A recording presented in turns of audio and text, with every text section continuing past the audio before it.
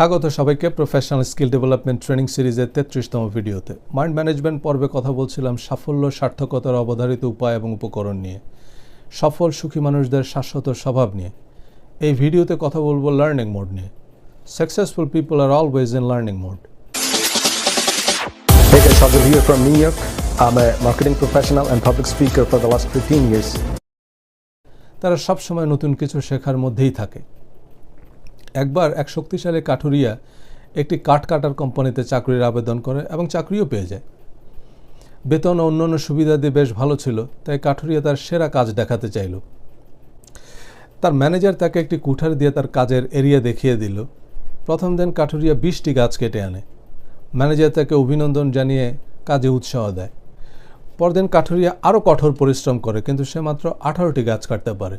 পরদিন 15টি। এভাবে দিন দিন তার গাছ কাটার পরিমাণ কমতে থাকে।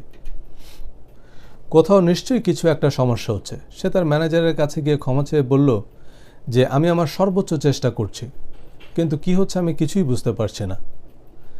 ম্যানেজার জিজ্ঞেস করল, শেষ কবে তুমি তোমার কুঠারে শান দিয়েছ? কাঠুরিয়া বলল, আসলে আমি গাছ কাটা নিয়ে এত বেশি ব্যস্ত ছিলাম যে কুঠারে শান দেওয়ার সময়ই পাইনি। এখানেই সমস্যা আমাদের প্রতিটা মানুষের, যে আমরা আমাদের কাজ নিয়ে এত ব্যস্ত যে কুঠারে শান দেওয়ার সময়ই পাই না।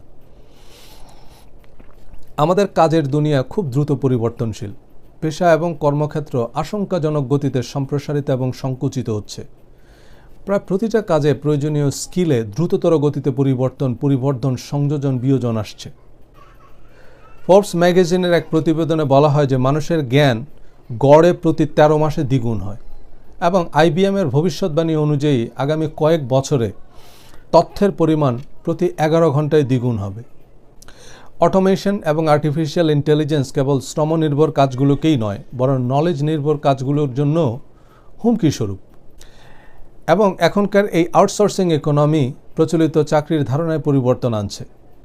একজন ইন্ডিপেন্ডেন্ট কন্ট্রাক্টর, কনসালটেন্ট বা ফ্রিল্যান্সার ফুল টাইম চাকরিগুলো ফিল আপ করছে। পিউ রিসার্চ সেন্টারের এক সার্ভেতে দেখা যায় আমেরিকার 87% কর্মচারী মনে করে কর্মক্ষেত্রে প্রতিনিয়ত পরিবর্তনের সাথে মানিয়ে নিতে তাদের পুরো কর্মজীবনেই ট্রেনিং নিতে হবে এবং নতুন নতুন স্কিল ডেভেলপ করতে হবে।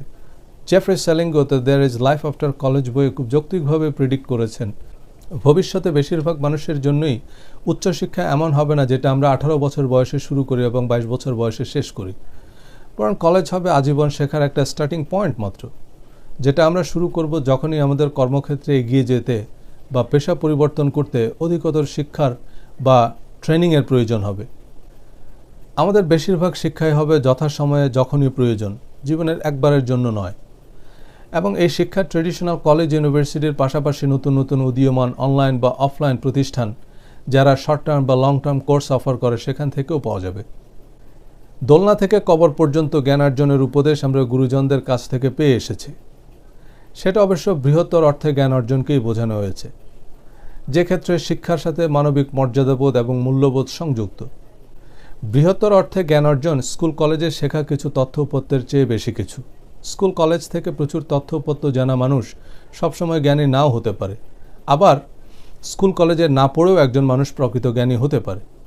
কিন্তু এখনকার বাস্তবতায় পেশাগত জীবনে উন্নতি সাধন করতে হলে, এমনকি টিকে থাকতে হলেও প্রতিনিয়ত শেখার অভ্যাস তৈরি করতে হবে। পড়াশোনা শেষ করে একটা চাকরি এবং সেই চাকরি 20 বছর করবেন, তারপর রিটায়ার্ড, সেই প্রথাগত চাকরির ধারণা এখন প্রায় বিলুপ্তির পথে। প্রতিটা কর্মক্ষেত্রে, এমনকি সরকারি চাকরির ক্ষেত্রেও প্রতিদিন নতুন নতুন প্রযুক্তি যুক্ত হচ্ছে, প্রতিদিনই নতুন নতুন চ্যালেঞ্জ আসছে। তাই প্রতিদিনই নতুন করে ভাবতে হচ্ছে, নতুন নতুন উপায় উপকরণ খুঁজে বের করতে হচ্ছে। নোকিয়া, ব্ল্যাকবেরি, ইয়াহুর মতো প্রতিষ্ঠান একসময় পরিষ্কারভাবে এগিয়ে থেকেও পিছিয়ে পড়েছে সময়ের সাথে সাথে নিজেদের এগিয়ে নিতে না পারায়। Kodak films, Sony audio cassette একসময় সংশ্লিষ্ট মার্কেটে লিডার ছিল, কিন্তু পরিবর্তনে মনোনিবেশ না করা এবং সে অনুযায়ী নিজেদের এগিয়ে না নেওয়ার কারণেই তারা মার্কেট আউট। স্যামসাং স্মার্টফোন মার্কেটে আসার সময় সবচেয়ে বেশি বিনিয়োগ করে গবেষণা ও উন্নয়ন বিভাগে, এবং এর ফলাফলও তারা পায়। ব্যক্তিগত পর্যায়েও আমরা দেখছি প্রতিনিয়তই কর্মক্ষেত্রে নতুন সমস্যা, নতুন প্রযুক্তি, নতুন প্রতিযোগী, নতুন প্রত্যাশা, আর এই বাস্তবতায় তারাই সফল যারা প্রতিনিয়ত নতুন কিছু শেখার অভ্যাস তৈরি করছে। একটা জমিতে ফসল ফলাতে হলে সে জমি চাষ করতে হবে এবং প্রতি বছরই নতুন করে চাষ করতে হবে। একবার চাষ করলেই প্রতি বছর ফসল পাওয়া যায় না। পেশাদার অ্যাথলেটরা তাদের শক্তির জায়গাগুলোকে প্রতিনিয়ত আরও শক্তিশালী করে তোলে কঠোর অনুশীলনের মাধ্যমে।